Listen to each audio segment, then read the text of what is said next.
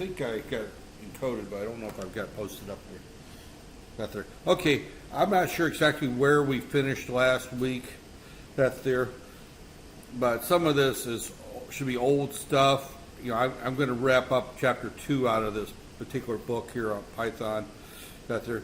We talk about variables right there, and you know, a variable, for as a quick reminder, is just simply a name to hold a place in memory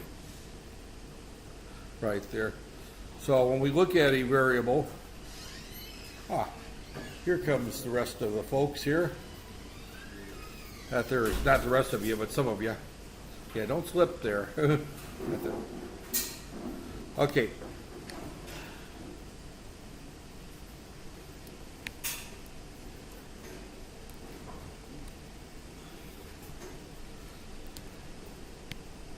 Okay, as we look at a variable, just a reminder here to everybody, a variable is just a name right there, and we could call it name, and it just points to a location in memory, and this particular variable contains my name right there.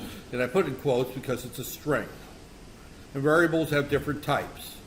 And you talked about variables when you had C, you talked about variables when you had microcontroller processors, but variables are just names of, you know, locations in memory right there. So another way of looking at it there is we can have state be the name of a variable, and it can have, for example, WP, which stands for what, the federal territory, right? WP, that there. And that could only have certain variable names. If we're talking about states in Malaysia, we only have, what, 15 choices? That there? Because I'm adding Putrajaya as a choice, WP is, you know, federal territory is a choice, and there's, what, another federal territory, what, Lapan or something like that? That there. So I guess maybe there are 16 choices. That there. So, but regardless, that there. So this here can be a variable that it has to have certain types that there. And this is a defined type of type state, which has 16 choices. Another example of a variable that has a finite number of choices would be month. Month can take on the values of January through December. That there. Days of the week can take on Sunday through Saturday.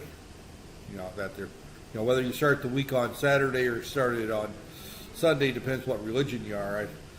You know, that there. Most people treats Sunday as the first day of the month. Some people treat Saturday as the first day of the month. Some people treat Friday as the first day of the month, right there. So, you know, the weekend, if you live in Kuantan, is what, Thursday, Friday. So Saturday would be your first day of the week, right? if you go by that definition, that there. So it's one of those at there.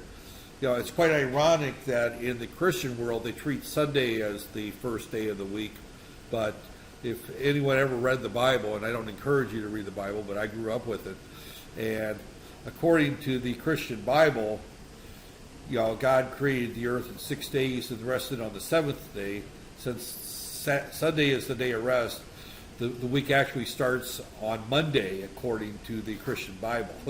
But nobody has a calendar that starts on Monday as the first day of the week that I've seen. So what is the first day of the week? We don't know, but it's all depends on your where you live and your culture and whatever. But regardless, you can only have 7 days of the week, Monday through Sunday, or however you want to define that there. So those are predefined types right there. And we can have complex variable types. So we can have a variable type called an employee record, and it can have all kinds of stuff. First name, and oh.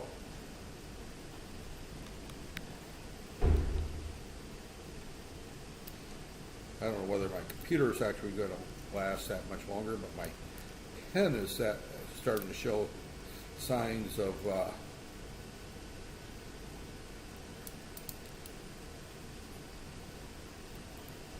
first name. Well, we'll use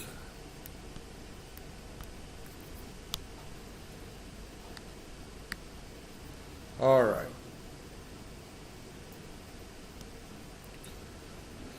We'll say given name, father's name, right there. Imp number. I mean, and these are all various fields within a very complex data type, right there. Just like a car has many types, but these are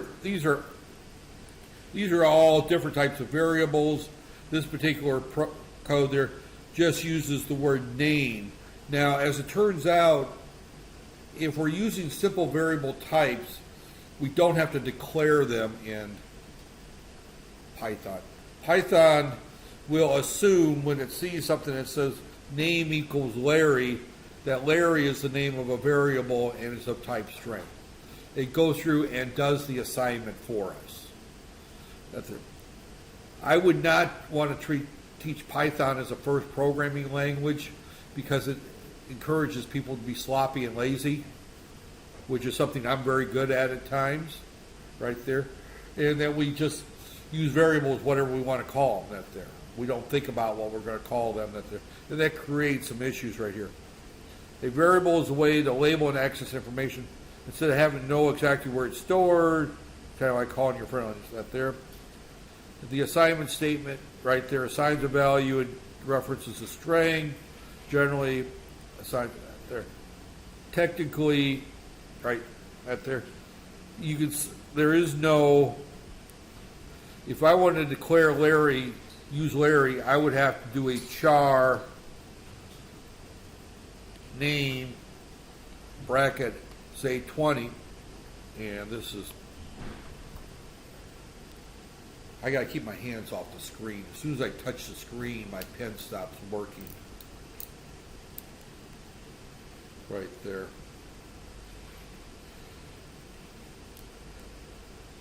I love these tablet computers because it makes this whole thing possible, but they've got some quirks to them. Actually, I think the new ones are better.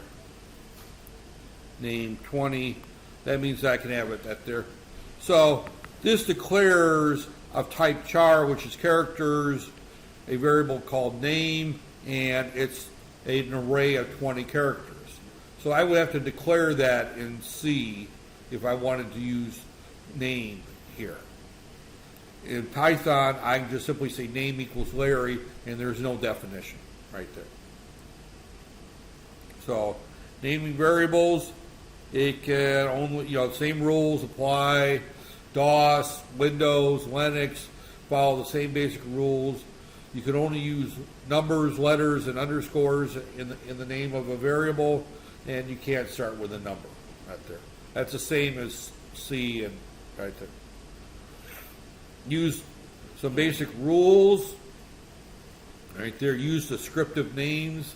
In other words, if you're going to use a variable for someone's name, then just use the word name. Or if it's their first name, use F name or first name or whatever out there. But use something there. There are some people like myself who grew up in the days that variables could only be 2 letters long. Right there. So out there.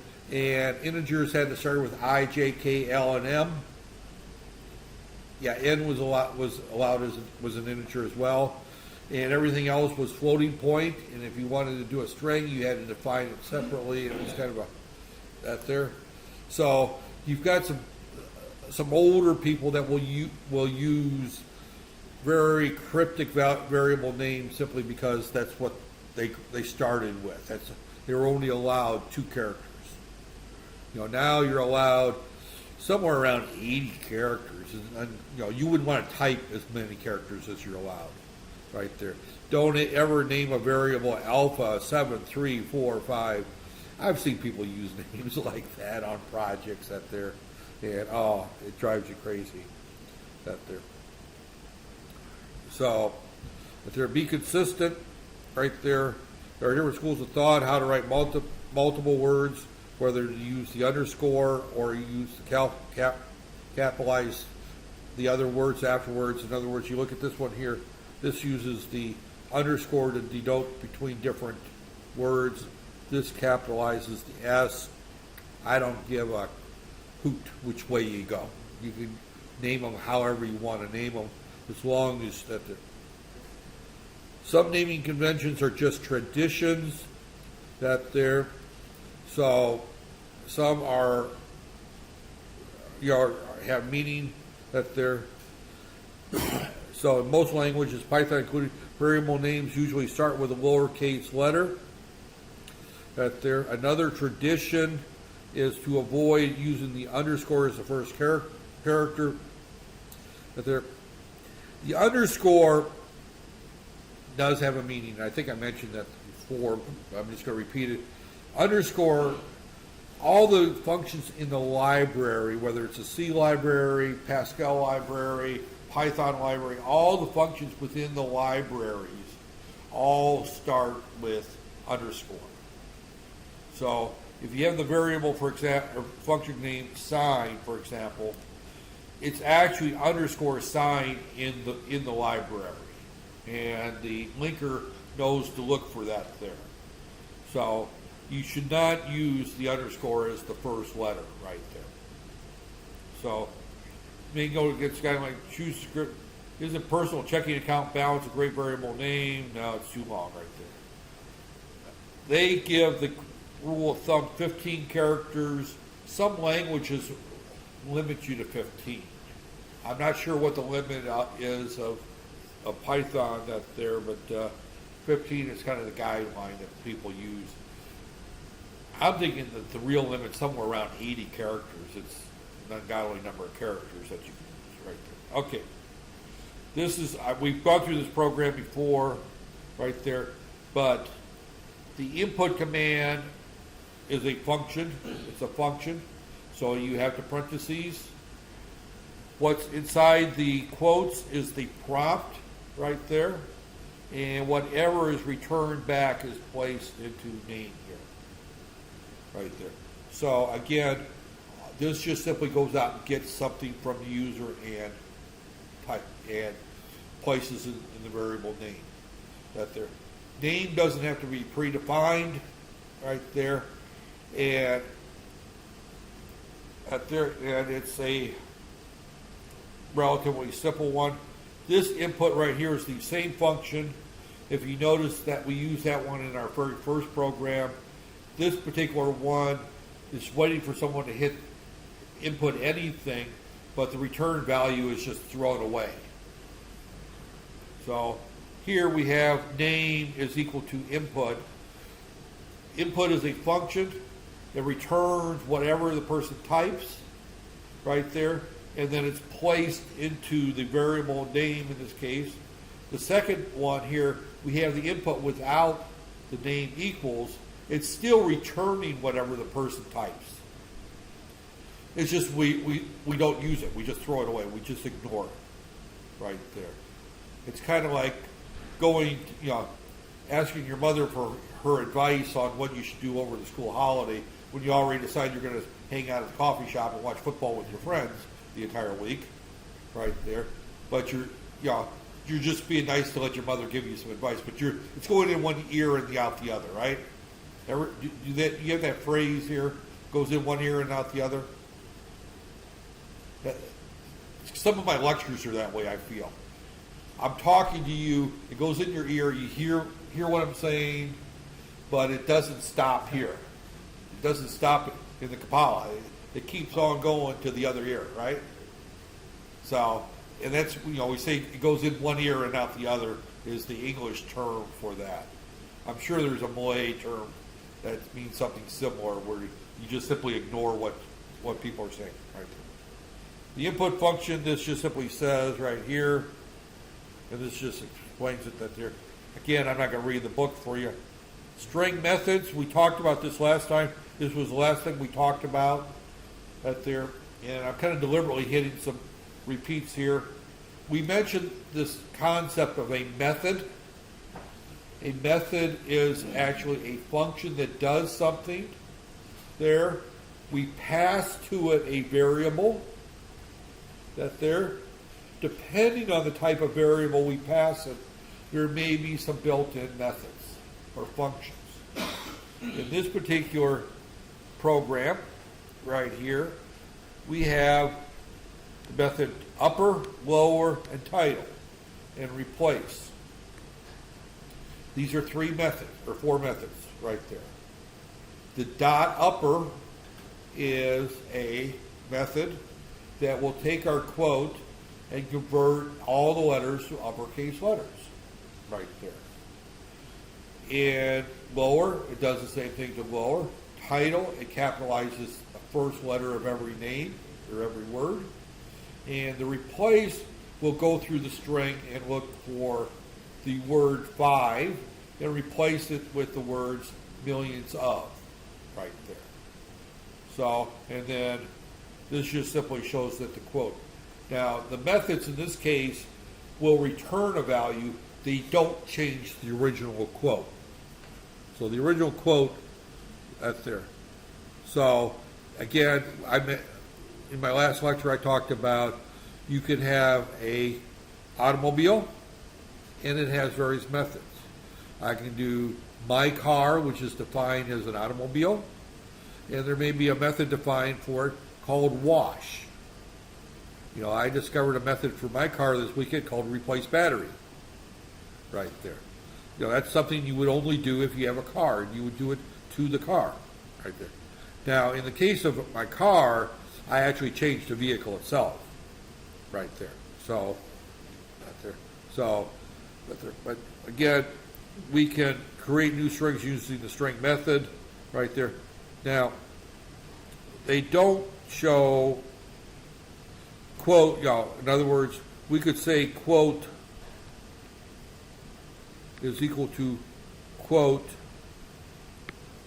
lower right there. Now that will change the quote right there. In this example, it just printed it right there.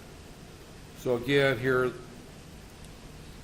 here are some methods for capitalize. Oh, okay, I understand. These are some string methods just given out of the book. Lower, upper, swap case, everything that's in uppercase is a lowercase, everything's lowercase is uppercase. Capitalize, just capitalizes the first letter of the string. Title, first letter of each word. Strip, removes all the white space right there. And then replace right there. So, okay. Right there, and I'm going to jump to the next chapter right here. The next section here talks about errors. I recommend you read it right there. Converting values, right there. Let's see, enter the amount. Since you're rich, ignore the pennies, only use. So this is how much money I need. I need $2,000 a month for my Lamborghini tune-up. I need $10,000 for my Manhattan apartment. I need $17,000 for my private jet rental. What? I need $61,000 to live every month. This must be Donald Trump's kid's budget, right there.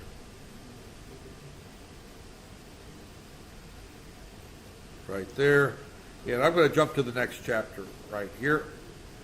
I think the last thing in this chapter is, the calculating age, printing 5 times right there.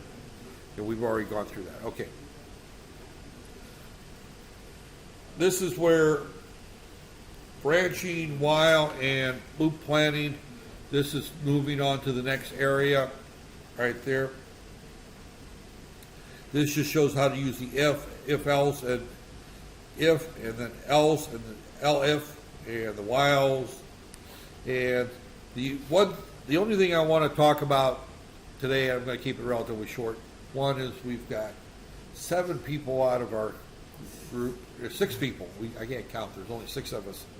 You know, that there. So a lot of what I'm saying is not even going in the one ear of the rest of the class. They're not even here for it to go in the one ear, let alone out the other ear. Since I see some of you guys over there surfing the web and doing other things, I'm not even sure it's going into your ear. That there. That there. But I gave you an assignment, and the assignment is you're going to learn how to gamble. You've seen it right there in the craps game.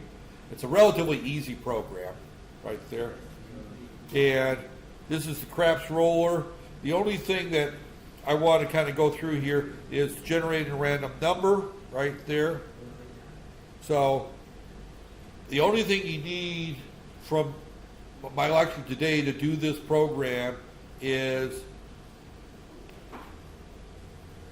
this little piece of code right here. So this is how you roll 3 dice right there. So right there, die 1, this is 2 different methods right there. Method 1 says that I want a random number between 1 and 6. Method 2 says I want a random number with a range of 6, which was 0 through 5, and I'm going to add a 1 to it right there. So either one of those will give you a throw 1 dice.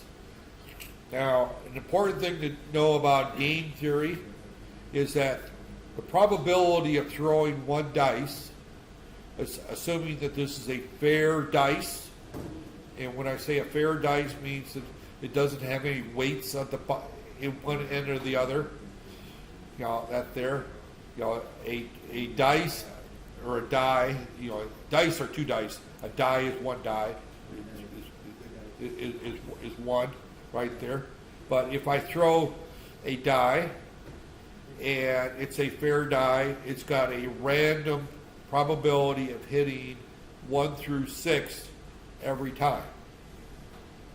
If it's a Las Vegas die that has a small lead weight in one end or the other, it's going to throw one. It's going to the probability of hitting, say for example, a 4 might be higher than the others because opposite of 4, I've got a little weight that causes it. You know, not every time it hits a 4, but instead of hitting 4 1/6 of the time, it may hit 4 half the time, right there. So, but that's there. So we import the random library, right there. So there's a new word for that, import, right there. Right there. Loads modules, in this case the random module. Modules are files that contain code to be meant. I refer to them as libraries, right there. You can call them whatever you want. They're modules within the Python language that handles things like generating random numbers, right there. So that there we have 2 functions, the rand end function and the range.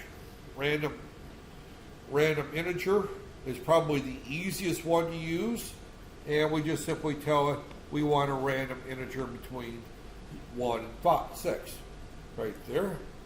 Call that they're accessing through this module. It calls it and will generate a random number 1, 2, 3, 4, 5, 6. And if what I think would be an interesting program, and maybe one you might be doing later, is to run the random function 100,000 times and see how many times you get each of the 6 numbers right there. And you'll find that it's pretty close right there. So now when we do a random number selection between 1 and 6, it's going to look like this. Here's the number of 1s, the numbers of 2s, number of 3s, 4s, 5s, and 6s right there. If we do the random number between 1 and 12, we're going to find right here, or 2 and 12, you'll find that the probability is different. And the reason it's different is to get a 2, I only have one combination. There's one combination, 1 and 2, right? To get a 12, there's only one combination, 6 and 6. To get an 11, I have 2 combinations. I have 5 and 6, and 6 and 5 right there. I have two different combinations.